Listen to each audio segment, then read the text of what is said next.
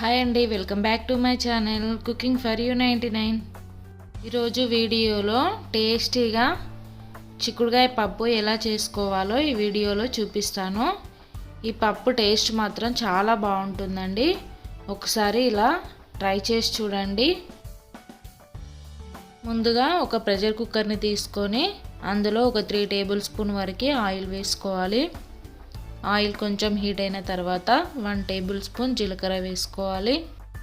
1 table spoon ఆవాలు వేసుకోవాలి. అలాగే ఒక 2-3 ఎండుమిర్చి వేసుకోవాలి. ఇవి కొంచెం లైట్గా ఫ్రై అయిన తర్వాత కట్ చేసి పెట్టుకున్న ఒక ఆనియన్ని వేసుకోవాలి.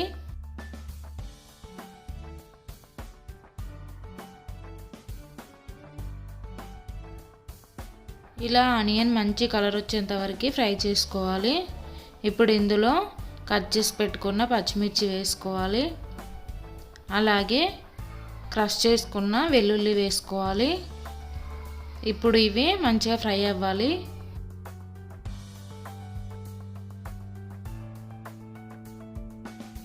ఇలా ఫ్రై అయిన తర్వాత కొంచెం కరివేపాకు వేసుకోవాలి.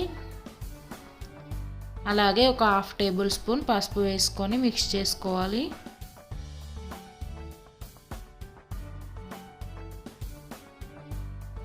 ఇలా మిక్స్ చేసుకున్న తర్వాత ఒక చిటికెడు ఇంగువ వేసుకోండి, ఫ్లేవర్ బాగుంటుంది పప్పులోకి.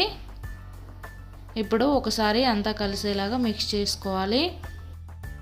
1 కప్పు మూంగ్ దాల్ని ఇలా ఒక 15 మినిట్స్ ముందు నానబెట్టుకొని వేసుకోవాలి.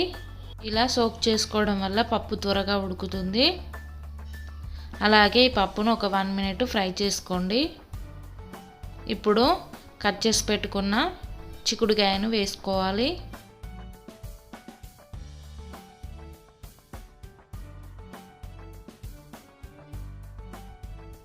అలాగే కట్ చేసి పెట్టుకున్న టమాటోస్ని కూడా యాడ్ చేసుకోండి.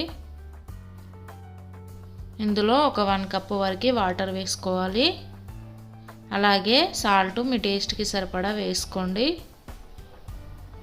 ఇప్పుడు వీటిని ఎక్కువగా కలపకుండా ఇలానే మూత పెట్టేసి ఒక 3 విజిల్స్ వచ్చేంత వరకు కుక్ చేసుకోవాలి.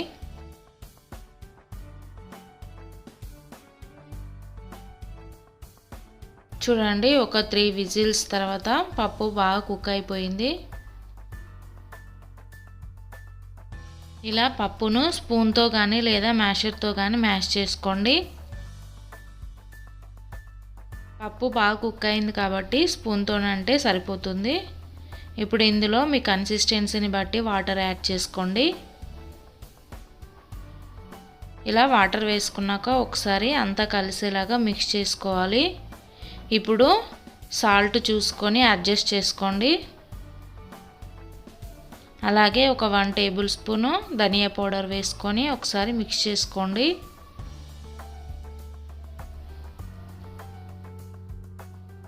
ఇలా మిక్స్ చేసుకున్నాక ఒక 2 మినిట్స్ కుక్ చేసుకోవాలి.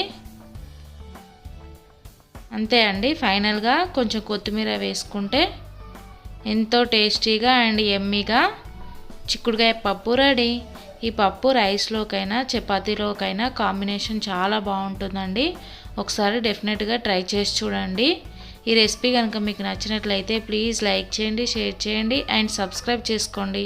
Thank you for watching.